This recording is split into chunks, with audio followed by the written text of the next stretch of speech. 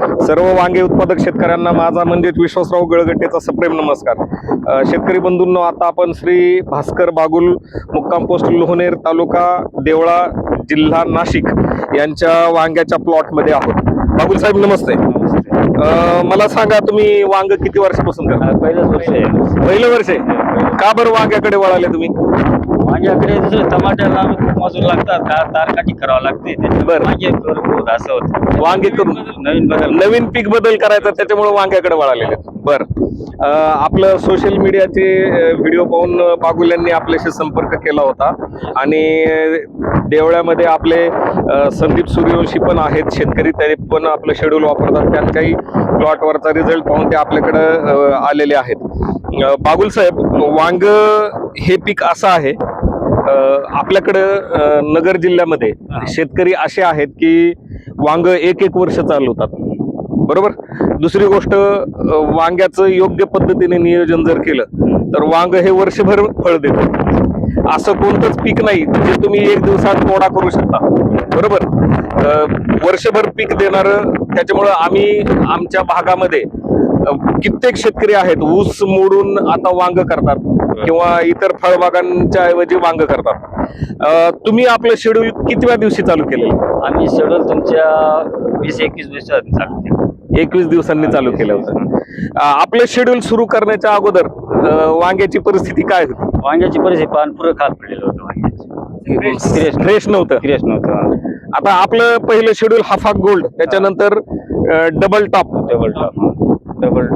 Sorry फॉस्फरिच दिलेलं आहे आणि त्याच्यानंतर गिर अमृत गोल्ड सोडलं नाही। आज म्हणजे आतापर्यंत फक्त 2 शेड्यूल झाले। मला सांगा, 2 शेड्यूल मध्ये किती टक्के बदल झाला वांग्याला?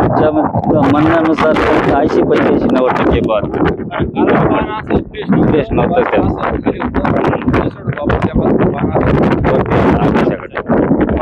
फुटवा वगैरे चांगला दिसायला लागला।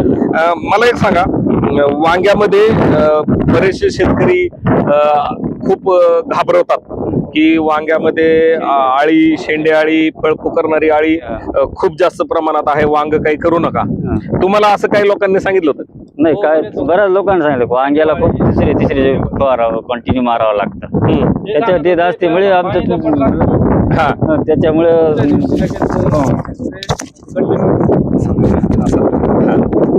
जवळ हा या बरेच सांगत होते की शेंडे आळे कंट्रोल होणं आपल्या भागात थोडस अशक्य आहे बा, लावून बसले काही शेतकरी तरी फेअर प्लॉट केले। तुम्ही आपल्या बाकीच्या नगर जिल्ह्यातल्या शेतकऱ्यांशी बोलले का नाही? तिकडे काही विषय नाही, फक्त यशवंत म्हशीशी। यशवंत म्हसेंनी काय सांगितलं तुम्हाला? त्यांनी सांगितलं त्या म्हणजे ते जिग्रा पॉवर प्लस मारलं तर 20 दिवस विशेष राहत नाही, असा विषय होता।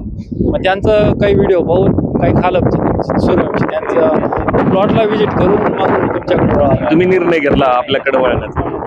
शेतकरी बंधूंनो, वांग्यामध्ये सर्वात महत्वाची धास्ती असणार जे कोणतं म्हणजे धास्ती असणारी जी कोणती कीड किंवा रोग आहेत ती म्हणजे शेंडे आळी, फळ पोखरणारी आळी। आपल्याकडे Norman Borlaug agriculture India private लिमिटेडमध्ये ह्या 2 संकटांवरती मात करण्यासाठी अतिशय प्रभावी औषधं असल्यामुळं वांगे उत्पादक शेतकऱ्यांमध्ये आपल्या कंपनीच्या उत्पादनांची लोकप्रियता अतिशय झपाट्याने वाढते।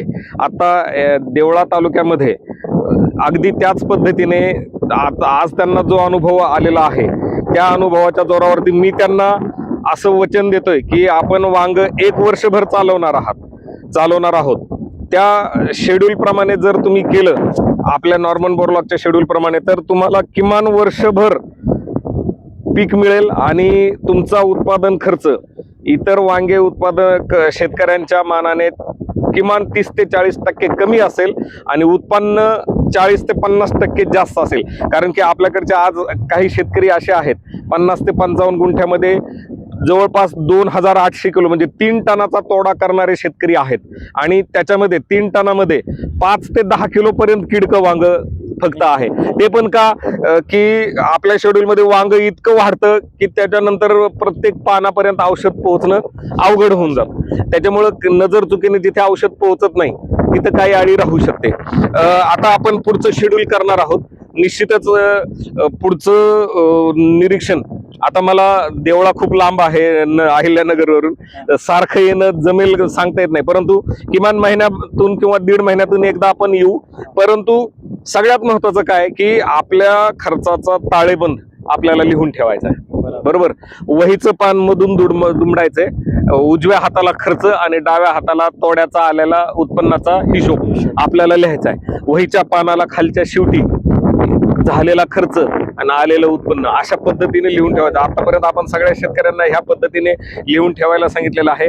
ह्या पण प्लॉटचा पुढचा जो आपला ताळेबंद आहे तो लवकरच 1 महिन्यात तुमच्या समोर आणेल. आज आता किती दिवस झाले प्लॉटला? आज 2-3 दिवस होते. 32 दिवस झालेले आहेत आणि सध्या प्लॉट एकदम फ्रेश आहे.